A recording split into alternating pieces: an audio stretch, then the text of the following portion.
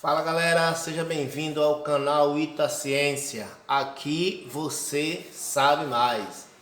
No vídeo de hoje eu quero mostrar para vocês uma entrevista que eu achei a melhor que eu já assisti, falando sobre a importância da família e da educação no combate à violência. Em live em seu Facebook, a jovem Tamires Marques, ela fez um bate-papo com o delegado Fábio Alan Pimentel, na onde eles abordaram a importância da família e da escola como um meio de combate à violência. A entrevista é perfeita. Tanto é que eu tinha ideia só de botar alguns tópicos, mas de tão boa que ela é, eu achei um crime não colocar na íntegra. Então, entrei em contato com a jovem Tamires, que prontamente autorizou que eu colocasse aqui no canal esse vídeo e disponibilizasse para você. Vai ser uma entrevista riquíssima e eu tenho certeza que essa entrevista vai causar um impacto no seu modo de pensar e no seu modo de olhar a escola e a família em nosso dia a dia. Sem demora, vamos absorver todo o conhecimento e experiência de vida do delegado e da jovem Tamires.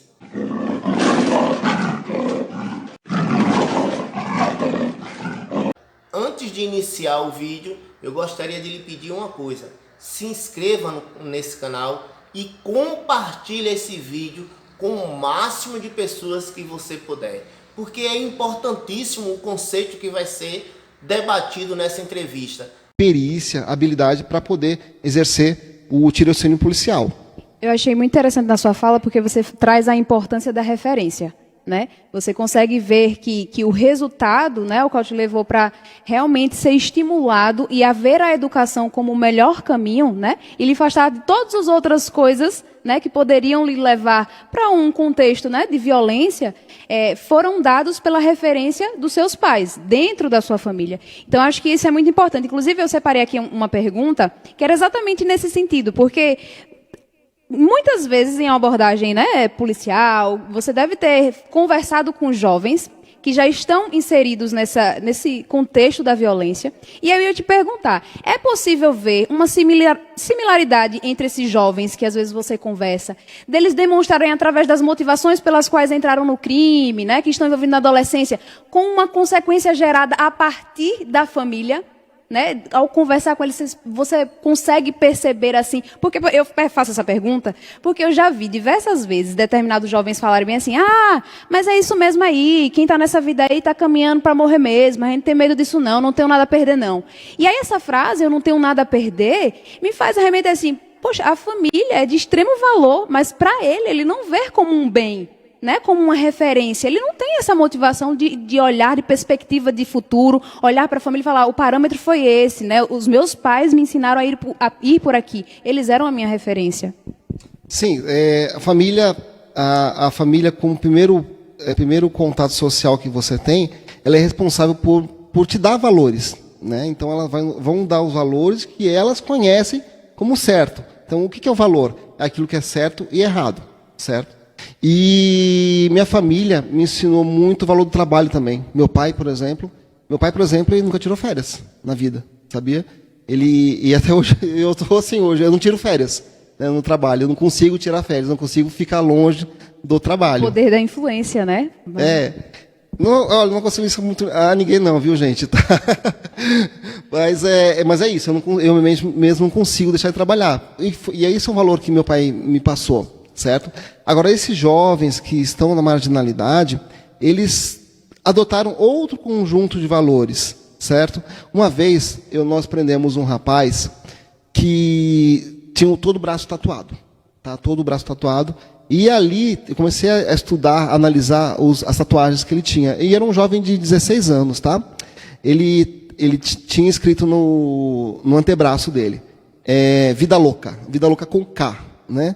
Então, quando a pessoa leva para a sua vida esse vida louca com K, né, quer dizer que ela faz tudo para poder curtir, para poder, né, usufruir daquele momento sem pensar nas consequências, certo?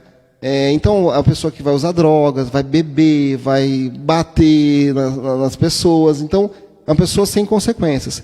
E estava escrito 157. O que era 157?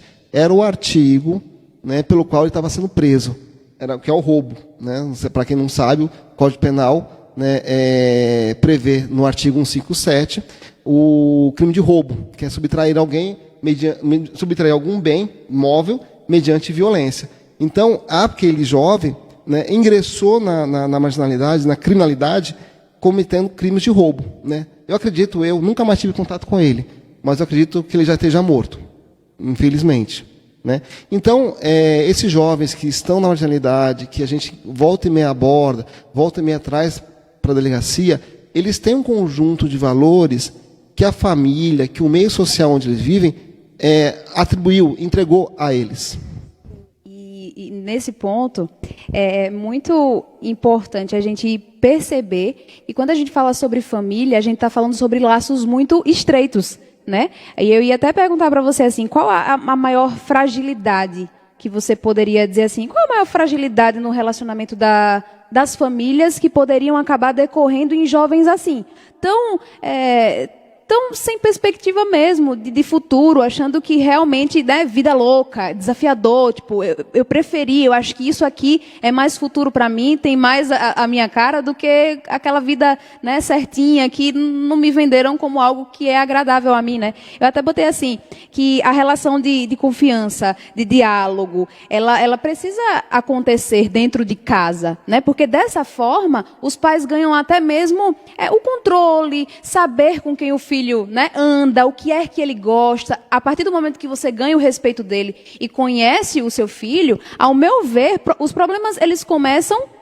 pequenos, né, e se perceptíveis aos olhares ali dos membros da família, fica muito mais fácil de serem erradicados, né, do que muito depois. É científico, né, que pequenos delitos vão gerar grandes delitos. Imagina se isso for detectado no início, no seio, né, familiar ali, e os pais tivessem essa... Agora, claro, a gente também precisa considerar, né, tem muito pai perdido nesse mundo de educar mesmo, né, e aí acaba trazendo toda a consequência para o filho, ele só é o fruto daquele resultado, daquele contexto em que ele veio. Então, como você vê, assim, também essa questão dessa desestrutura familiar, né? E desses pais hoje que estão despreparados, desnorteados, né? Estão apenas criando, não estão educando. Os valores que a gente se espera que sejam desenvolvidos dentro de um lar, né? Muitos dos lares, eles nem existem, os pais não passam para frente. Há uma confusão também, muitas vezes, até de... Essa é a minha percepção sobre, né? Muitas vezes dos papéis, é um omelete de papel. Ninguém sabe ali naquela casa quem é pai, quem é mãe. E isso atrapalha muito, né? Olha, nós temos existe um pedagogo francês, Jean Piaget. É muito conhecido aí para quem estuda, né, a educação, na área de educação. É o beabá, né, da educação. Jean Piaget fala o seguinte, o exemplo não é um dos modos de educar, é o único que existe, certo? Então, os pais, para educar, eles têm que ser exemplo, certo? E o que nós percebemos dentro de uma camada social, geralmente a mais pobre, tá? Aqui tem menos referências, né? Aqui tem menos condições de acesso a estudo, nós percebemos que eles não são referências boas, os pais não são referências boas para os filhos. Certa feita, isso aconteceu em Simão Dias, cidade onde eu trabalhei por 7 anos. Nós fizemos uma blitz na entrada de um conjunto, que era um conjunto conhecido pela grande quantidade de traficantes que tinha ali. Então, o jovem que entrava e saía, era certeza que a gente ia encontrar com droga. Então, a gente fez uma blitz, abordamos uma jovem, né? Não vou falar o nome dela aqui, mas durante a revista nós encontramos no bolso dela uma pedra de crack, né? E, em seguida, como de praxe, nós a levamos para a delegacia. E começamos a conversar com ela. E, no intuito, né, de assustá-la, né, eu perguntei para ela, vem cá, e se eu ligar agora para o seu pai, né, e falar que você estava com crack no bolso? Ela falou assim, meu pai usa maconha. Sabe? Então... Desconstruiu completamente naquele momento o intuito que era... Toda a minha tentativa de tentar né, demovê-la da vontade de usar drogas, né, caiu por terra ali, né? E o pai dela era usuário de maconha.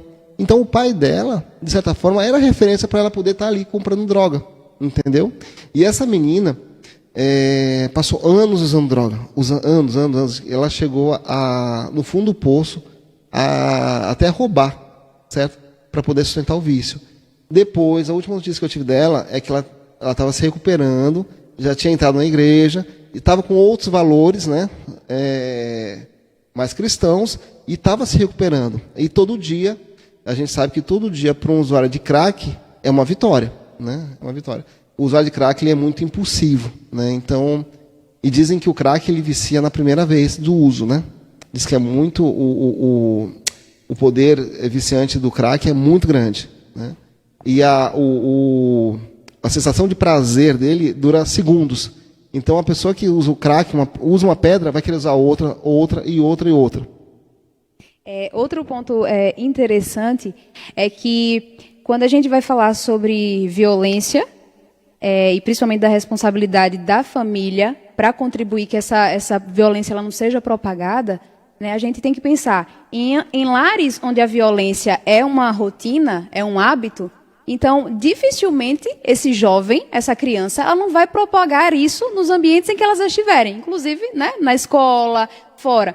Eu costumo pensar que o cérebro é uma esponja, de todos nós, né, de jovens e adultos. Eu acho que de criança ainda mais intenso, porque é a hora de construção do caráter do jovem, então ele absorve tudo, por isso que a gente é tão construído também pelo aquilo que a gente vê, mais do que a gente vê do que pelo que a gente ouve, né, dizer. E a gente absorve aquilo ali. Então, se no ambiente no ambiente da família existe violência, né, e tem pais que escolhem até educar por meio da violência, então a criança absorve, o jovem absorve e propaga. Sem contar que, ao meu ver, a violência, ela gera revolta, ela gera vingança, todos os sentimentos dos quais não interrompem o ciclo da violência, né? E ele vai carregar isso para qualquer outro contexto em que ele esteja.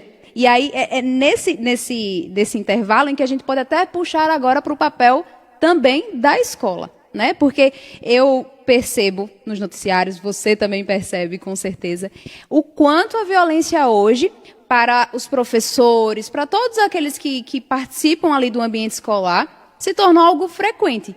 Então, perceba, a educação ela é parte da solução para combater a violência.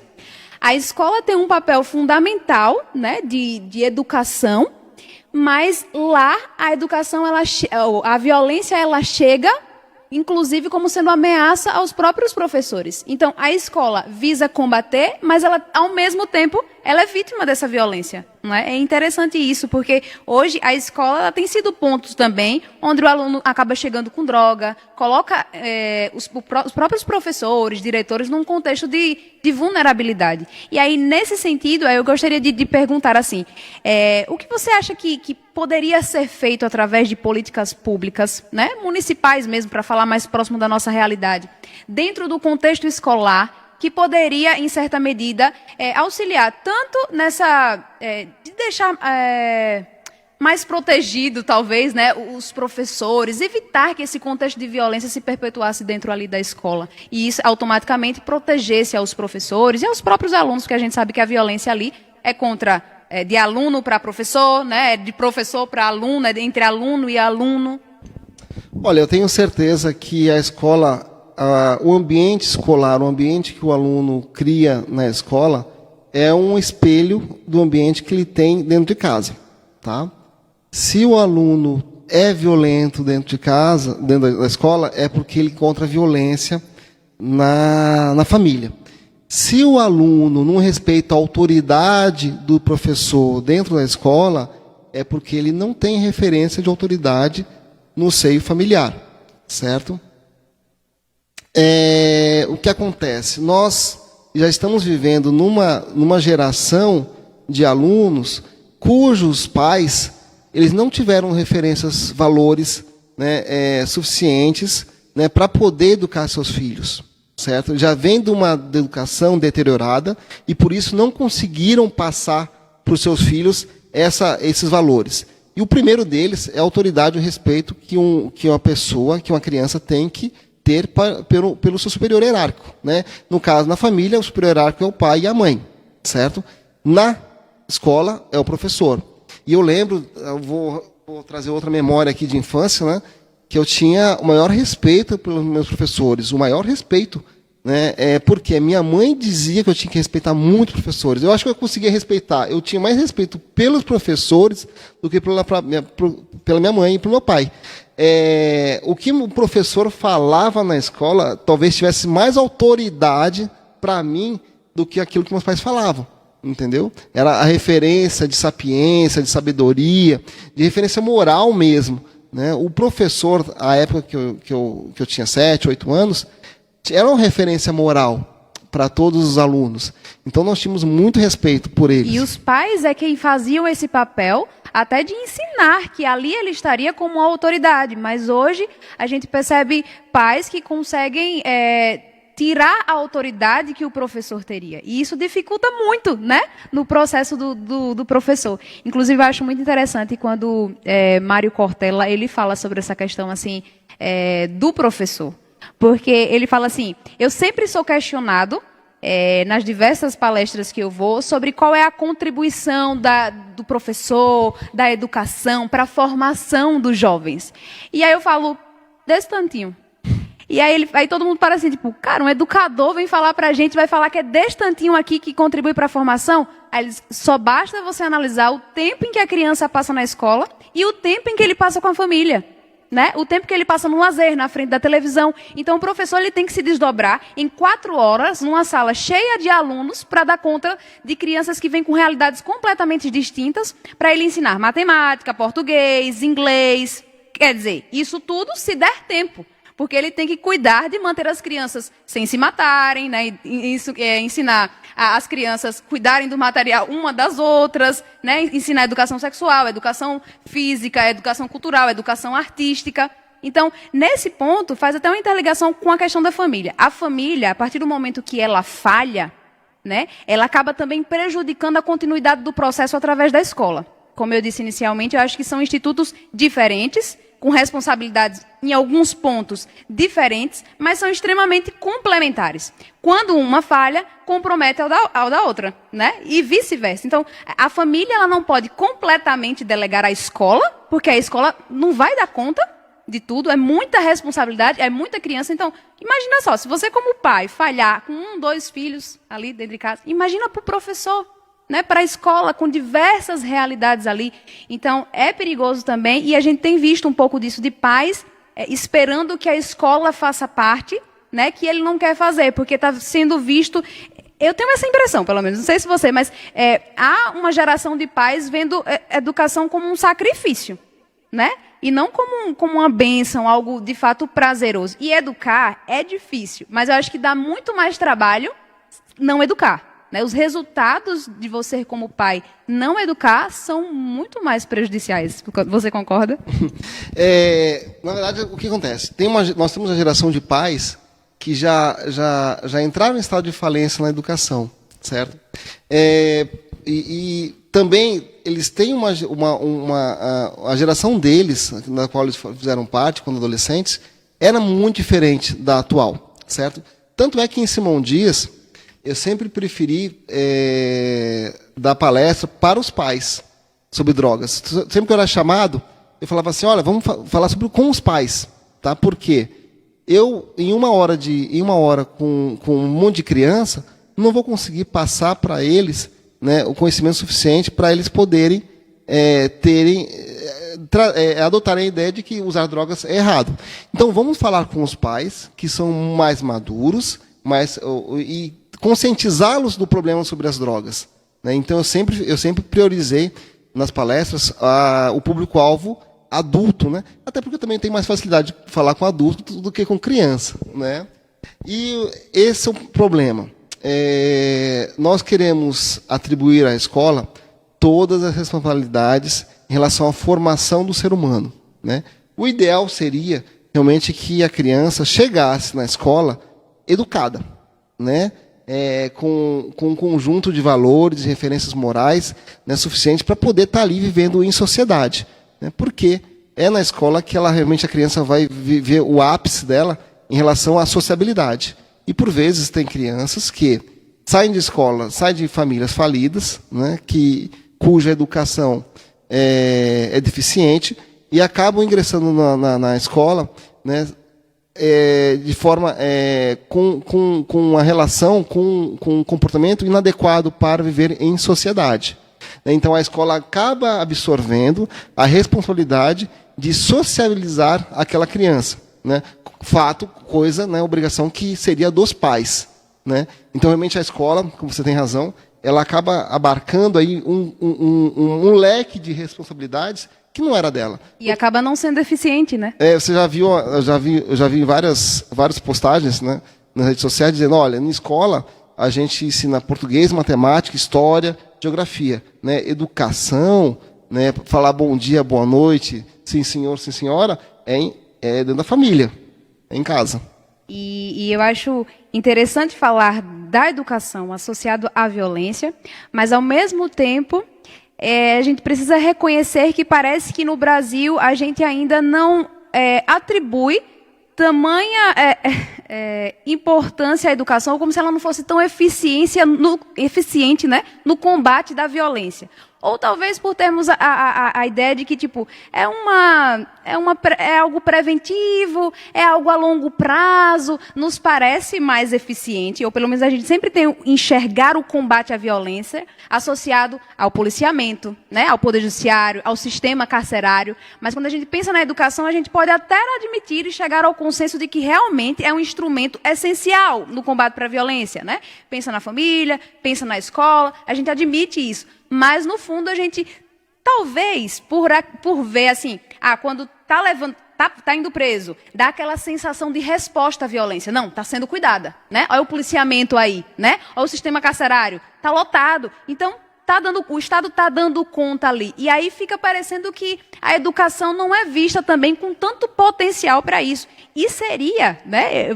Como é que você vê isso, esse caráter preventivo da educação? Você acredita que ainda há essa compreensão de que a educação é melhor que o policiamento seja, né, ostensivo, pesado, que esse controle seja feito, é mais efetivo para a diminuição da violência do que a própria educação? Olha, quando o ser humano vem a ser encarcerado, é porque todo o processo anterior faliu, não deu certo, alguma coisa deu errado, né? É porque a escola não conseguiu chegar ao seu objetivo, a família não conseguiu, né, dar os primeiros passos, né, na formação daquela pessoa que acabou sendo encarcerada. Então, realmente, o processo todo ele é longo, né, mas acaba, né, produzindo um ser humano que vai dar trabalho à sociedade, vai dar muito prejuízo à sociedade. E nós sabemos que, que a marginalidade ela causa muito prejuízo, né? E isso, né, é muito ruim, certo? Então, o produto, quando nós prendemos uma pessoa, quando a pessoa fica encarcerada por cometer algum crime, é porque já é o produto final, tá? E eu digo produto final porque é a regra, quase ninguém se recupera, quase ninguém se recupera. Então, quando a pessoa é solta, ela reitera o crime e volta à prisão, quando nós conseguimos provar que ela cometeu o crime. E é muito importante que a gente veja dessa forma. A educação, ela é algo preventivo e é essencial para que a gente não precise, né, desse trabalho ostensivo. E se a gente continuar vendo a educação dessa forma, como algo muito fraco para combater a violência, é daí que também vem o concordar ou aceitar essa falta também de investimento na própria educação. Às vezes não é uma luta é luta da classe dos professores, muitas vezes, e parece que é só deles, mas deveria ser de toda uma sociedade que clamasse para que houvesse investimento. Quando a gente fala em investimento, me dá a impressão de que parece que a gente acha que também só é falar sobre remuneração. E, na verdade, é preciso um compromisso com a educação, né, do próprio Estado, porque é através da educação que a gente consegue dar a esses jovens, a toda uma sociedade, perspectiva de vida, pensar a vida com dignidade. E isso, de certa forma, não, completamente afasta, né, dissocia completamente de pensar na criminalidade, na violência como opções, né? Inclusive, no contexto escolar, a evasão, a gente vê diversas pesquisas fazendo essa associação. né? Que quanto mais existe evasão escolar, aquele aluno... Porque no Brasil, a gente percebe que o acesso à educação, ele aumentou muito, né? Por diversos fatores. O Fundeb, o Bolsa Família, que está associado também à frequência escolar, tudo isso contribui para que tenha mais acesso, para que as pessoas estejam frequentando mais a escola.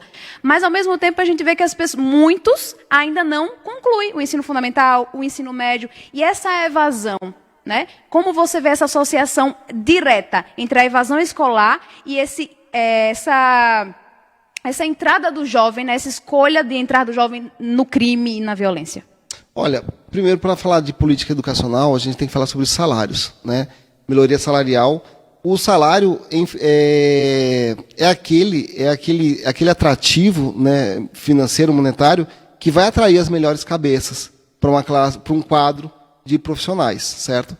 Então, obrigatoriamente, a gente tinha que falar em melhoria educacional, tínhamos que realmente falar em valorização do professor, para atrair, né, as melhores cabeças, certo?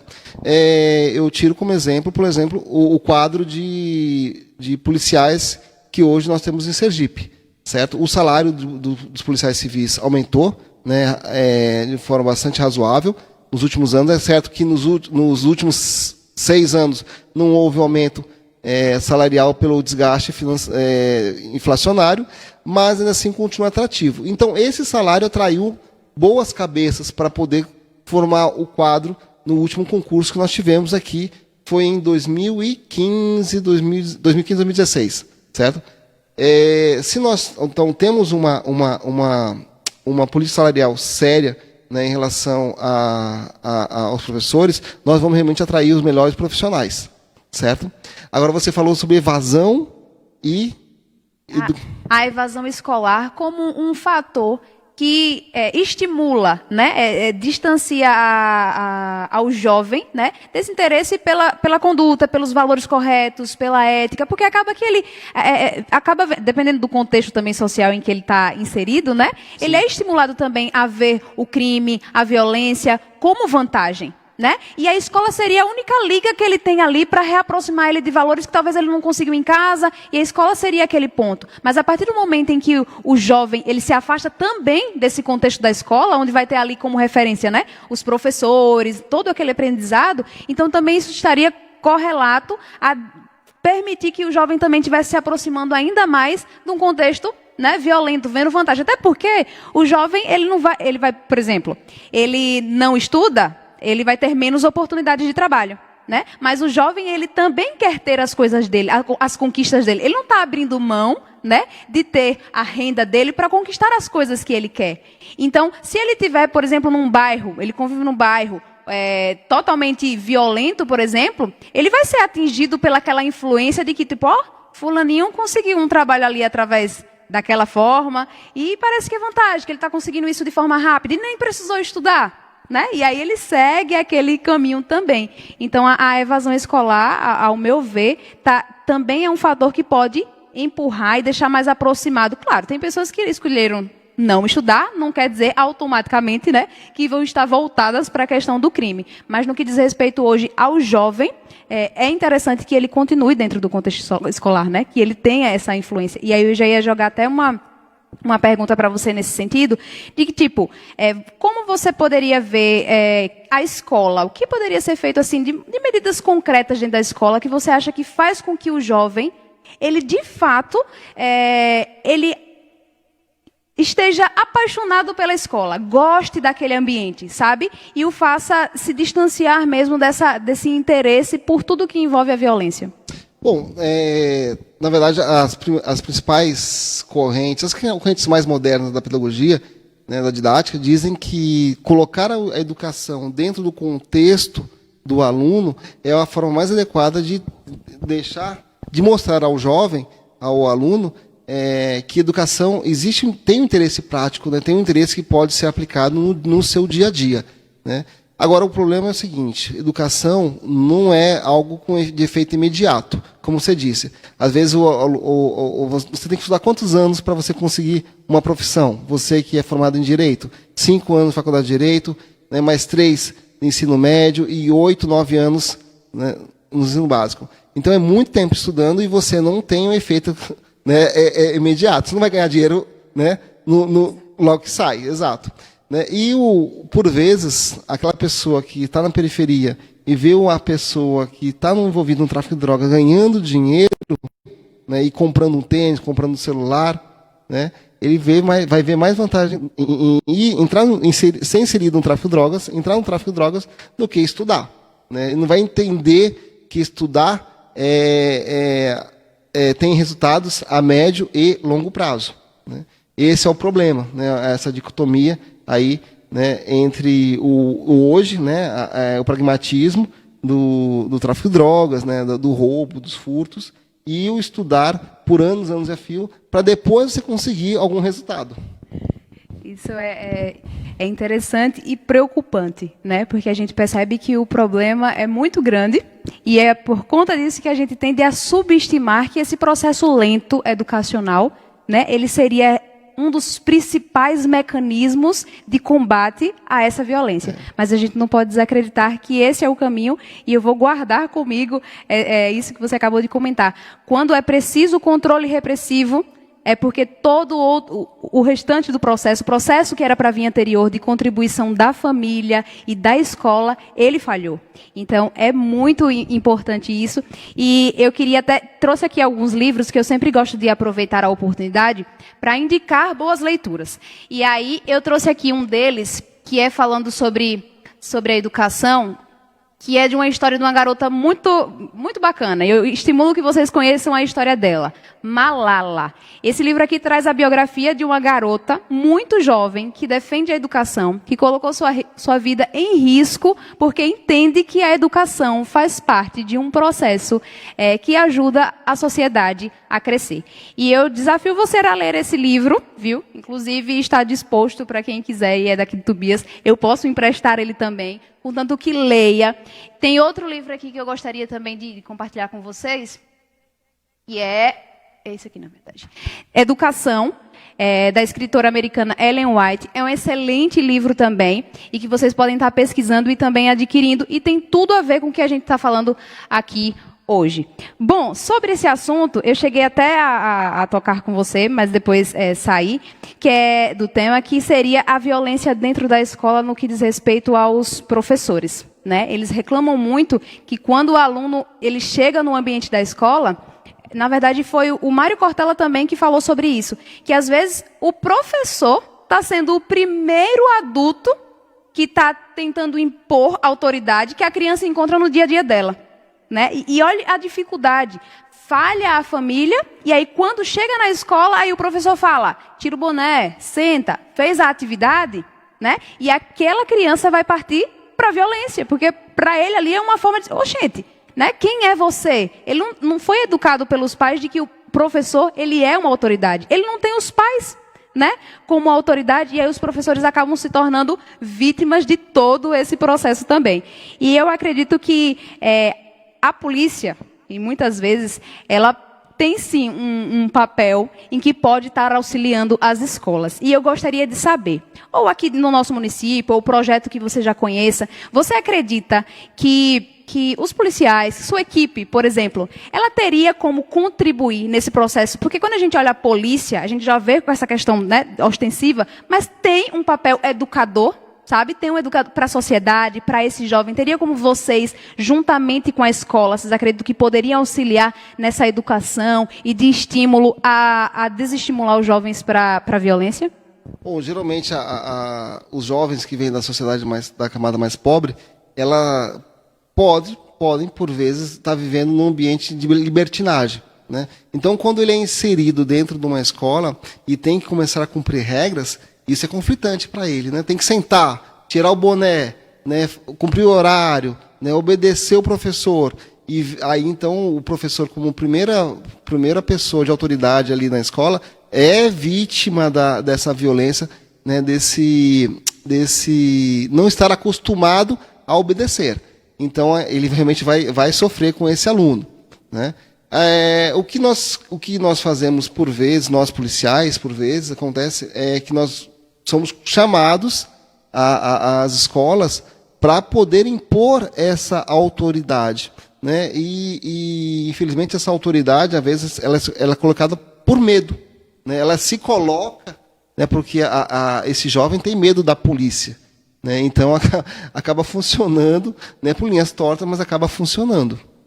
Essa aproximação de as escolas. E foi até um exemplo que você disse no início aqui da nossa live, né, que foi convidado por um diretor para ir até a escola conversar com os jovens. Então, o efeito, né, que você sente é importante esse trabalho conjunto, mas ao mesmo tempo nos parece que é mais para causar esse temor mesmo da autoridade que o jovem não está conseguindo ver. Inicialmente na figura dos pais, né? Em seguida na figura do diretor ou do professor, né, da escola. E tem um pensamento que eu até anotei aqui de um antropólogo, René Girard, que ele fala assim, não há como acabar com a violência. Na verdade, nós podemos controlar. E existem formas desse controle. Hoje a gente falou sobre o controle através da educação, né, por meio de 2 atores extremamente importantes, família e escola. E aí esse autor, esse antropólogo, ele também fala assim que o combate da violência, ele só vai se dar por meio de sacrifício. Ele faz uma abordagem totalmente diferente de como seria esse sacrifício para ele. Mas eu fui fazer a minha própria análise e falei, é interessante ele falar que só dá para combater a violência com sacrifício. Porque eu consigo perceber que talvez o sacrifício esteja olhando para a realidade do nosso próprio país, do nosso município, de que o sacrifício está exatamente nessa soma de esforços. Eu acho que se a gente conseguisse atribuir a um só fator a solução, seria muito mais fácil. Mas como a gente vem falar aqui que existem vários níveis de controle social para a gente conseguir ainda controlar essa violência, então é isso que torna o processo também difícil. Todo mundo tem um papel, né? A gente todo mundo é vítima dessa violência. Nós, muitas vezes, somos violentos, porque nem sempre a gente está falando sobre violência física, né? A gente está falando sobre, muitas vezes, violência psicológica. Então, às vezes, nós somos atores dessa violência, às vezes somos vítimas dessa violência, e eu acredito que a gente é vítima, mas a gente faz parte do processo de solução. E essa soma de esforços pode ser difícil, né? Porque aí precisa da contribuição de cada um. Quando falha lá, aí dificulta aqui e a gente não consegue ver um resultado efetivo. Eu quero acreditar que nós estejamos numa fase de superação, né, na nossa sociedade. Tá? Que nós estamos num processo de melhora. E para isso temos realmente, como diz o doutorador René Girard, nós temos que nos superar. Por meio do sacrifício, a gente controla, né? Existe um sacrifício que a sociedade está fazendo, um esforço enorme que a sociedade está fazendo para poder se superar. Nós somos um país pobre, de camada onde a maior parte da população é pobre, certo? E a gente precisa superar todas essas dificuldades em relação à educação e à economia, certo? E nós temos aqui que pensar nos países mais desenvolvidos, aqueles que chegaram a um nível de educação tal, né, que não encontram hoje coisas que acontecem no Brasil, por exemplo, violência. Né? Você não vê violência, por exemplo, no Japão, né? Nós não vemos violência na Suíça, Suécia. Né? Acontecem coisas aqui que para eles é surpreendente. Né?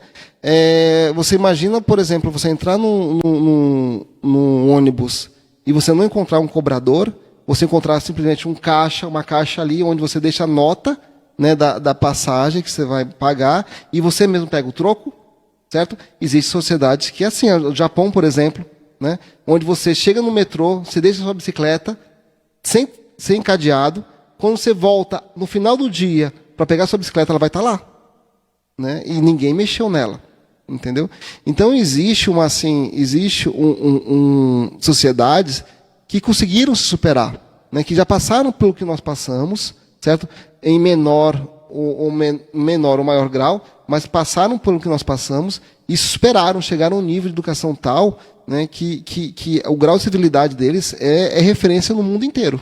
Agora, está sempre com essa correlação. Se a gente for procurar os países que têm esse número baixíssimo, né, de violência entre os jovens, vai estar sempre associado à educação, a educação muito boa. Eu acho que, como exemplo, aqui no Brasil, a gente poderia citar que eu conheço a cidade de Sobral, que é no Ceará, né? Sobral é uma cidade, depois se você puder, dá uma pesquisada. É uma cidade pequena, mas é uma cidade que revolucionou através da educação, conseguiu ver os níveis de violência baixarem drasticamente, então isso comprova mais uma vez essa correlação, se existe educação e contribuição. E lá em Sobral foi principalmente através da escola. Porque a escola, todo mundo chegou junto, direção, professor, e aí achou estratégias para aproximar essa família também, que muitas vezes está perdida nesse processo, mas se a escola sabe o norte, facilita o processo. Inclusive falam lá, a Grendene, chegou uma grande empresa na cidade, e quando chegou lá, a Grendene se depara com jovens que não estavam qualificados, preparados, e tiveram a necessidade de baixar ali até a remuneração, porque não estava encontrando mão de obra preparada. E aí, com essa revolução na educação que foi feita, agora Sobral avança até mesmo nisso, nas oportunidades de emprego, em razão de uma educação que foi, né, transformada. Isso é muito interessante de se analisar. Outra, eu não sei se vou te perguntar, você fez a matéria de criminologia na faculdade? Não, não fiz. É uma matéria optativa, né? É uma matéria optativa que eu fiz e que eu confesso para vocês que eu pensei assim, não sei se vai ser tão interessante, mas vamos lá. E ela me surpreendeu bastante. E uma das teorias que a gente estuda na matéria de criminologia foi um estudo desenvolvido pela Universidade de Harvard, que se chama Teoria das Janelas Quebradas. E me chamou bastante atenção, tanto que eu gravei até hoje, que era um experimento que tentava ver como o meio poderia ser, de determinada forma, influenciador para a propagação da violência. E aí o que foi que eles fizeram? Bem inusitado. Eles pegaram um carro conservado, todo fechadinho, deixaram em um determinado ponto da cidade e deixaram ali por vários dias. E ninguém tocou no carro. Não aconteceu nada com o carro. E aí, em seguida, eles foram lá e quebraram uma janela só do carro. E deixaram lá. E aí começaram a perceber, de dia após dia, começava a aparecer a outra janela quebrada. Começou a sumir um pneu, some outro. E o carro ficou completamente depredado a partir do momento daquilo. E qual a conclusão que eles chegaram, né? Que a desordem gera a desordem, né? Para eles, a partir do momento em que estava toda aquela... Eu até notei aqui, né? A conclusão era no sentido de que, a partir do momento em que o contexto ali está bagunçado, desordenado, isso estimula que a violência faça parte. E aí eu fiquei pensando, realmente, não é sem razão que muitas vezes o ponto da cidade que está mal iluminado, que a praça está toda quebrada, cheia de mato, a violência tende a se instalar ali. E aí eu fiz uma analogia, né? Porque nesse ponto a gente pode pensar assim, mas é responsabilidade do Estado manter as áreas iluminadas e isso. Mas a gente poderia trazer esse contexto, fazendo uma analogia para a família e para a escola. Eu acredito que se houver desordem na família, né, faltando com a responsabilidade de promover valores tão nobres, né, como é o respeito, por exemplo, a referência do pai e mãe no que diz respeito ao estímulo à educação, se faltar, então, como resultado, há sim um estímulo para que o jovem encontre na violência uma opção, né? Porque, na verdade, a violência não se apresenta assim automaticamente como uma violência, né? O jovem ele não escolhe assim, vou pelo caminho da violência, né? Não começa por aí. Mas ele se distancia da escola, ele começa a ver, porque ele distanciou da escola, menos oportunidades, ele começa a ver oportunidade para conquistar as coisas dele de um meio mais fácil, vai se aproximando ali, né, do uso das drogas, e isso tudo vai se aproximando cada vez mais do contexto da violência. E a mesma coisa, eu acredito que é na escola também, né? Uma escola em que até mesmo o estrutural da escola, ele está em condições, a escola ordenada, o corpo docente, tudo organizado. Então, isso também estimularia o aluno a também gostar do ambiente da escola e ser levado e motivado e construído por esses valores. Você acha que faz sentido? A teoria das janelas quebradas, né? Ela ensina também que os pequenos delitos geram grandes delitos, né? Na verdade, o que ela ensina é que o ambiente, o crime, não é um fato isolado. O crime ele existe, nasce dentro de um contexto social todo propício para isso. Né? Então, por exemplo, nosso dia a dia, né? A gente quando pega um traficante fala assim, doutor, é a primeira vez que eu trafiquei, eu nunca tinha traficado antes, foi a primeira vez que eu peguei droga. Ou, doutor, foi a primeira vez que eu roubei e já caí nessa, entendeu? A gente sabe que não é isso, que existe um ambiente todo ali, anterior, né, atos anteriores que ele praticou, né, seja na traficância, seja nos roubos, nos crimes contra o patrimônio. E quando a gente pega é porque a pessoa já roubou muito, já traficou muito, entendeu? Quando chega ao conhecimento da polícia, né, é porque a pessoa está bem famosa já na sociedade. Então é todo o ambiente que se cria E, como você falou, uma escola, por vezes, bem estruturada, né, pode inspirar também, né, os alunos a poder aderirem àquele projeto escolar, aquele projeto educacional que é proposto a ele. Isso não tenha dúvida disso. A gente está chegando nos minutos finais da nossa live, mas eu queria que você nos falasse, se você pudesse fazer um resumo mesmo, quando você recebeu o convite de falar sobre esse tema, papel da família, papel da escola como os responsáveis na construção de contribuir para que haja diminuição efetiva na violência. Você demonstrou durante toda a live que acredita mesmo que o papel desses dois somados, eles podem contribuir, né, para a diminuição da violência. Você, com o seu trabalho, né, que lida diretamente ali com a violência, que conhece muitos dos jovens, né, do nosso município que enfrentam isso, em quais contextos eles estão inseridos, nas desigualdades em que a gente também tem dentro do nosso município, que isso também contribui. O que você poderia falar sobre isso, que você gostaria, inclusive, de deixar como recado, né, para todo mundo que nos assiste sobre isso? Bom, como eu disse no início da live, eu sempre valorizei bastante a educação, isso desde a tenra idade, porque meus pais deram para mim essa lição de vida, né? Quando eu comecei a trabalhar como delegado de polícia, eu percebi que todos os jovens que eram presos, que eram levados à delegacia para praticar crimes, eram jovens que não tiveram a mesma chance que eu tive, né? Por um ou outro motivo, seja por uma escolha pessoal, seja por uma imposição social, eles acabaram sendo inseridos naquele ambiente de criminalidade e falharam, né? Sejam com ser humanos, sejam... a própria família falhou também, certo? E então a gente acaba se comparando, né, os projetos, o meu projeto pessoal, meu projeto de vida, com o projeto de vida dessas pessoas e percebe o quanto eles estão distantes, né, do conjunto de valores que a sociedade, o cidadão médio, e eu me coloco como cidadão médio, o quanto eles são diferentes, o quanto eles são apartados, distanciados desse nosso ambiente médio, né, de valores médios. E porque quando eles traficam drogas, quando eles vendem drogas, quando eles roubam, quando eles matam, matam para roubar, eles não acham que estão errados.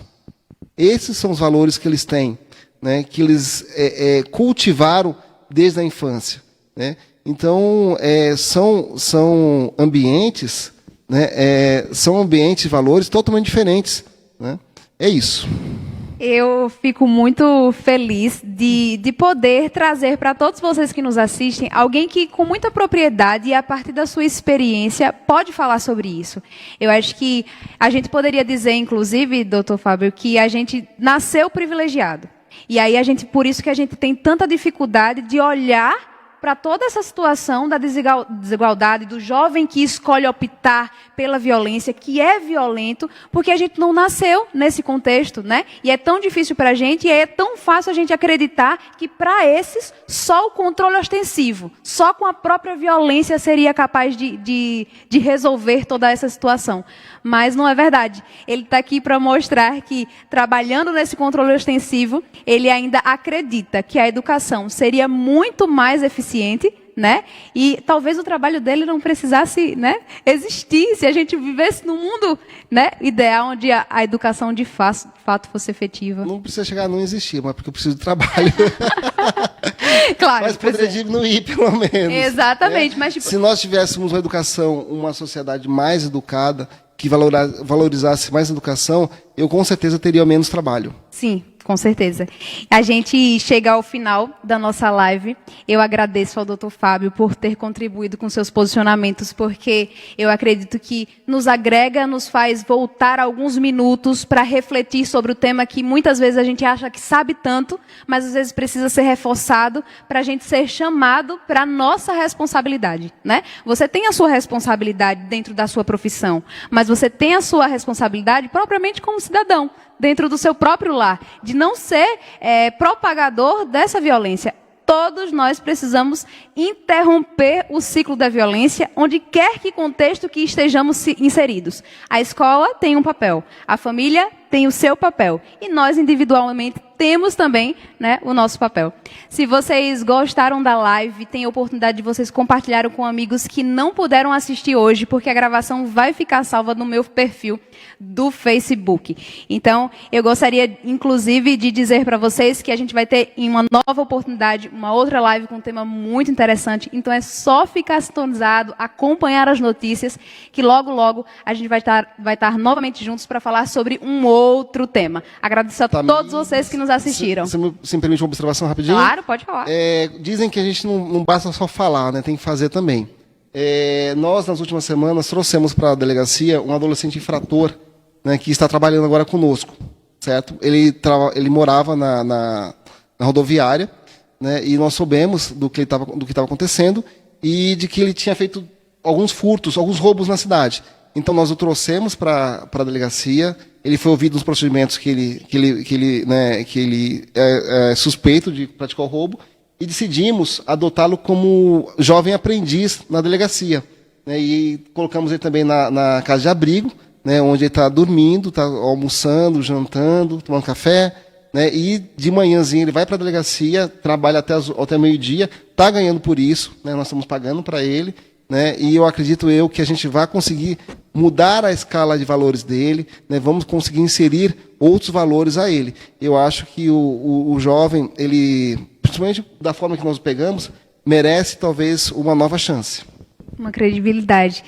Excelente exemplo para a gente poder terminar o nosso bate-papo de hoje, porque há solução sim para a nossa juventude, há solução sim para a nossa sociedade, e isso perpassa pela educação. Que nós possamos ter isso sempre em mente e só reforçar, a partir da leitura, a partir do estudo. Os livros estão aí indicados e podem contar comigo para a gente continuar falando sobre educação e falando o quanto ela é importante.